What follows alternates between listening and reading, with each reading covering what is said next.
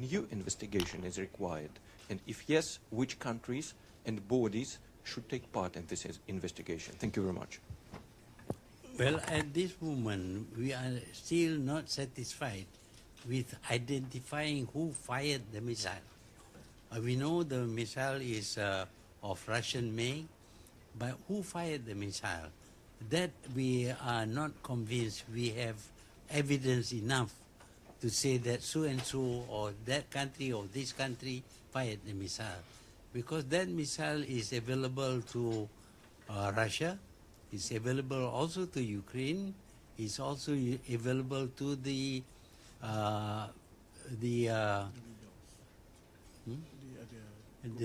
rebels in Ukraine, the Russian who are in Ukraine.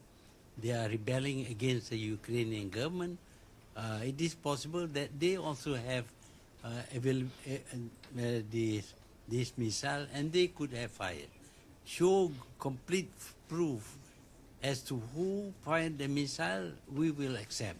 But at the moment, they have not shown complete proof, other than saying that it is a Russian missile.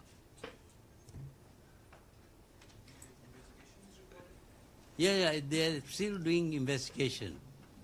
We will work with them. Yeah. Yes, sir. Well, it's okay. I don't need the mic. We have been having a series of... Where you're from? Excuse me, where you're from, sir? Yes. Sorry. My name is Manik Mehta. I'm syndicated. And my question related to the Indo-Pacific. We have had a series of meetings with State Department officials who emphasize the central role played by the ASEAN within the Indo-Pacific. What is Malaysia's position in regard to that? And how can you contribute, or is there something you would like to do to satisfy your strategic and economic needs? Also, you may like to elaborate your remarks on palm oil production, which you just made at the General Assembly. Thanks very much. Yeah, we understand there is a dispute there. There is the Chinese have made some claims, and this is refuted by other countries. But the settlement should be through negotiation, should be through talking with the Chinese, with whoever it is that is worried about Chinese policies and Chinese claim. Now, ASEAN is in the center of the whole region. Naturally, we are very concerned, but we would like to see the countries like the US and China talking to each other, negotiating, finding out how best to reduce tension there. But sending warships and things like that is provocative. I know the Chinese also send their warships there, and then Americans send their warships, but there may be an accident. And once there is an accident, you don't know how that can flare up. So we would like to see no warships stationed in that area, the Indo-Pacific area, because I don't think it will contribute towards lessening the tension. Palm oil? Oh, yeah. Palm oil, there are some European countries have been campaigning against palm oil. Even in the US here, there was a very big campaign against palm oil, claiming that it is poisonous. But when we prove that it is not poisonous, then they claim that we grow palm oil by cutting down forests. But actually not much of the forest is cut down, because palm trees are grown in the areas cleared before by our colonial masters to plant rubber. And we have cut down the rubber tree in order to grow palm trees, because palm trees gives much better returns. And but this talk that we are damaging the forest, burning the forest, is not a proper excuse. I suspect that it is because palm oil is a competitor against soybean, rapeseed, and other different oil seeds. So they cannot compete against palm oil, because with palm tree, you plant the tree, and for 25 years you harvest. But if it is soybean or rapeseed, you have to plant every year. So they cannot compete.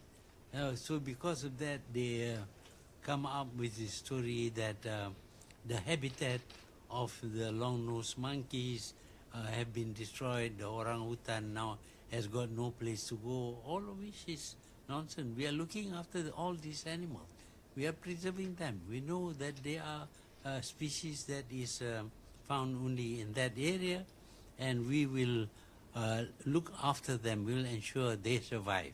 So the controversy over palm oil is created because of commercial reasons.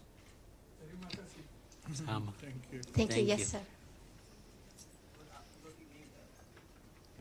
Mr. Prime Minister, my name is Ho Resmay. I'm a reporter from Voice of America, Khmer Service.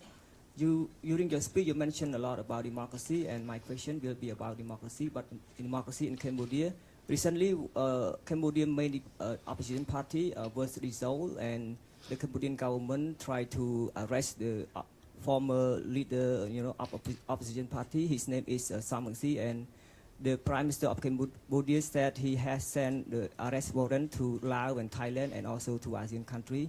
I would like to get confirmation from you whether you get the arrest warrant from the Cambodian government to arrest the opposition leader Sam Rainsy, or you're not received it yet. Thank you. Well, generally we believe in democracy. We want to practice democracy, and we think that countries should have that system of government. But we don't interfere in the internal affairs of countries, as much as we do not like other people to interfere in the internal affairs of Malaysia. We had a problem before with the previous regime, but we didn't expect to be helped by anybody. We solved the problem by ourselves. But does your country get the arrest warrant from the Cambodian government to arrest this leader, the opposition leader Sam Rainsy? I mean the opposition leader of the Cambodian National Rescue Party. No. So, but if he comes by Malaysia, will Malaysian authority arrest him? I mean the former leader of the Cambodian National Rescue Party. We don't interfere in the internal affairs of countries. Okay, thank you so much. No. Okay, thank you, sir. Can we give way to this man in white shirt, please? Thank you, Mr. Prime Minister. I'm Gakushu Fujiwara with Asahi Shimbun, Japanese newspaper. Yesterday was the International Day for Total Elimination of Nuclear Weapons. But it seems to be very difficult to achieve it under the current international political situation. Japanese government want to be bridge between nuclear weapon states and non-nuclear weapon states. My question is, what should Japan do in order to make the nuclear-free world as the only country to have experienced atomic attack? Thank you. Well, Japan is unique. It is the only country in the world which rejects war as a solution to problems. Certainly not aggressive war. Defense war, yes, but aggression, no. That is a very good principle, not to resort to war. But of course, Japan is free to protect itself. So Japan has got a defense force, and that defense force must be strong enough to defend Japan should there be any attack. But I should hope that there would be no attacks using nuclear weapons, because if you do that, you're going to destroy the world. Thank you so much. Thank you, Mr. Prime Minister, for this press briefing. My name is Majid Ghili from Rudao Media Network. In August, you had a meeting with Iranian Foreign Minister, Mr. Zarif, and the issue of the sanctions reportedly came up. How are you going to comply with further U.S. sanction and international sanctions on Iran as a trading partner with Tehran? And also, how is this tension in the Gulf, and especially on the energy market, impacted you in Malaysia? Thank you. Well, we would not like to break our trade relation with Iran. But we are told that if we do business with Iran, we will be punished. And we have a lot of business with many countries, including the U.S. And if we have a problem of trade with the U.S., if they close down our banks, then we'll be in trouble. So for that reason, while we are against sanction, we are not able to do anything against it. Generally, the world is helpless. Even though we may have the UN, we cannot do much. For example, in the case of the Rohingyas, the world cannot do much to help the Rohingyas. That's because of the organization of the United Nations itself, which gives veto powers to 5 different countries. So any action that may be taken by the UN would be vetoed by one or the other of the veto powers. The other part of the question is about? About the impact of the tension in the Gulf. Yeah, we feel that it is wrong to keep on sending battleships, warships into the area. It simply increases the tension. We think that there should be some negotiation. But confrontation, threats of war is not a way to resolve problems with any country, whether it is Iran or whatever. But the threat of war is not a solution to problems.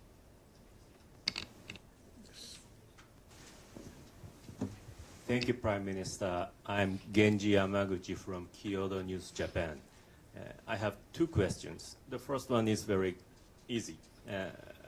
How many times have you ever addressed in a UNGA, general debate? This is the... This is ditanya berapa kali dah you address the UN General Assembly. This is now 11 times. Yeah, 11. 11? Yeah.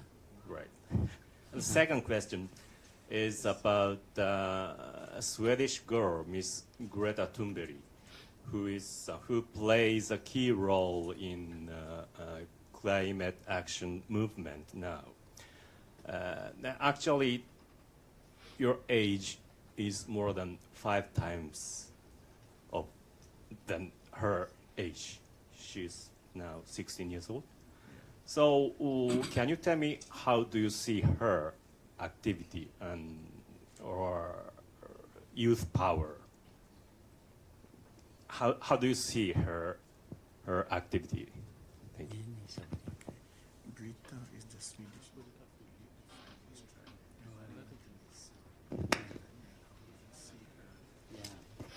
Well, young people are not willing just to sit by and do nothing. They want to do something. And you know, this girl Malala of Pakistan, she is now a well-known person because she resisted. She was shot, she resisted, and she has become a kind of icon. This Swedish girl can also be an icon.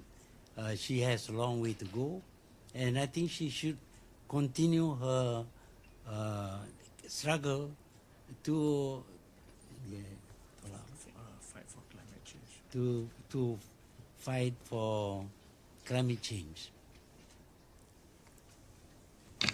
Thank you. Yes, sir. I have another question about the issue of Kashmir, Mr. Prime Minister.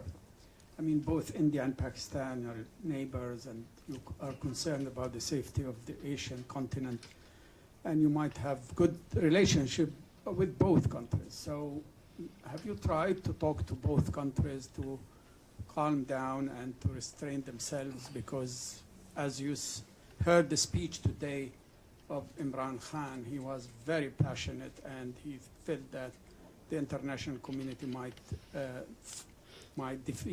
be marginalized by the drums of war.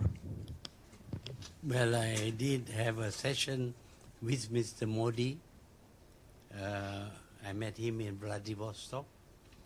It was a long session. He was explaining why he took that action. Well, he also agreed with me that even India has solved problem through negotiation with Bangladesh and others.